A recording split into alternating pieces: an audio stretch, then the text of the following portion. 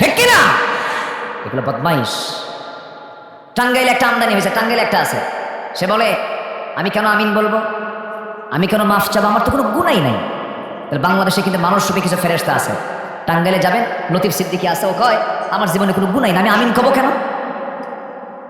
এই সমস্ত কোরআন বিরোধী, ইসলাম বিরোধী, হজের বিরুদ্ধে কথা, নামাজের বিরুদ্ধে কথা, কোরআনের বিরুদ্ধে কথা, আল্লাহর বিরুদ্ধে কথা বলে আজ পর্যন্ত কোনো নাস্তিকের শাস্তি বাংলার জমিনে হয়নি। আমরা সামনের পার্লামেন্টে এমন আইন দেখতে চাই, আল্লাহ রাসূলকে যারা গালি দেবে ফাকতুলুহু, ইসলামের নির্দেশনা হয়ে তাকে হত্যা করা, এমন আইন আমরা বাংলার পার্লামেন্টে দেখতে চাই।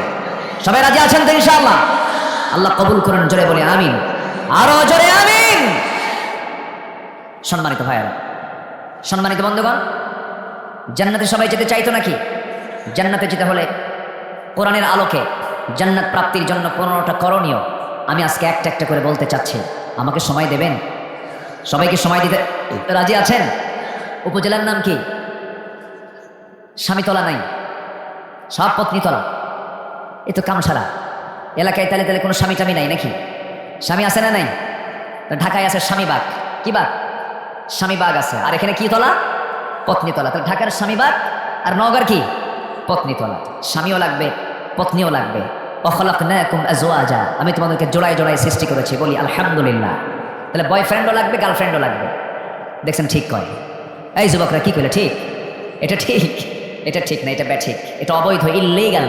ইল্লিগাল রিলেশন যেখানে থাকবে সেখানে কোনোদিন রহমত থাকতে পারে না। আর স্বামী স্ত্রীর এটা হচ্ছে লিগাল মাওয়াদ্দাতু ওয়া রাহমা, এখানে ভালোবাসাও থাকবে, রহমতও থাকবে। আর বিয়ে বহির্ভূত সম্পর্কে ভালোবাসা খরিক থাকতে পারে, রহমতের চুল পরিমাণ কোনো ছোঁয়া সেখানে থাকবে। সম্মানিত ভাইয়েরা, আমরা 15টা করণীয় আজকে একটা একটা করে শিখে যাব। অনেক লম্বা আলোচনা, অনেক বড় প্যান্ডেল করা হয়েছে, প্রচুর মানুষ, এখন প্রচুর ব্যস্ত, মাঠে ধান কাটছে মানুষ, এবং মানুষ ক্লান্ত এখন। এটার একটা আমার মনে হয় প্রভাব। আমি প্রথম মধুইল অঞ্চলে মানুষের ঢল নামে মাহফিল, আলহামদুলিল্লাহ। তো আমরা আজকে একটু কেমন যেন একটা ব্যতিক্রম লক্ষ্য করছি, তবে হতাশার কোনো কারণ নেই। এখানে যত মানুষ আছেন প্রত্যেকটি মানুষ যদি সচেতন হন, পত্নীতলার বিপ্লব করার জন্য এই লোকগুলি যথেষ্ট। ঠিক কিনা বলেন? এটা ব্যাপার না। ইন্নী দাউতু কওমি লাইলান ওয়া নাহারা, নূহ আলাইহিস সালাতু ওয়াস সালাম তিনি দিনও দাওয়াত দিয়েছেন, রাতেও দাওয়াত দিয়েছেন। ফলাফল হলো বউ কালেমা পড়ে নাই, ছেলেও কালেমা পড়ে নাই। 900 বছর দাওয়াত দিয়ে ইসলাম কবুল করছে 80+, 80 কিছু করে, 80 থেকে 86 জন ইসলাম কবুল করেছে। তাহলে কি আল্লাহর নবী নূহের দাওয়াতকে ব্যর্থ ছিল? না, কোনো সমস্যা নেই। যে কজন ভাই আছেন আমরা মনোযোগ দিয়ে কথাগুলো শুনবো এবং এই কথাগুলো আমরা সমাজে ছড়িয়ে দেব। জোরে বলি ইনশাআল্লাহ। আমার দিকে কান লাগান। জান্নাত প্রাপ্তির জন্য 1 নম্বর কাজ হলো নেক আমল সহ ঈমান আনতে হবে। বলেন কি কি ঈমান আনতে হবে বলেন তো? নেক আমল সহ ঈমান। আমার দেশে নেক আমল সহ ঈমান বেশি না শুধু ঈমান বেশি? নামই হলো ঈমান আলী। নাম কি? ঈমান আলী, কিন্তু নামাজ পড়ে না।